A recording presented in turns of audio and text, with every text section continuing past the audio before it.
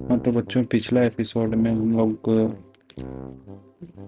इसको बनाए थे, और इस एपिसोड में हम लोग कलर करेंगे। हम लोग ये वाला कलर करेंगे, और एक ब्राउन, रेड,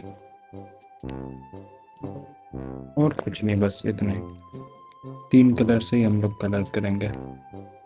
ठीक है, चलो करते हैं। तो पहले येलो को हम लोग बॉडी कलर देंगे, फेस भी।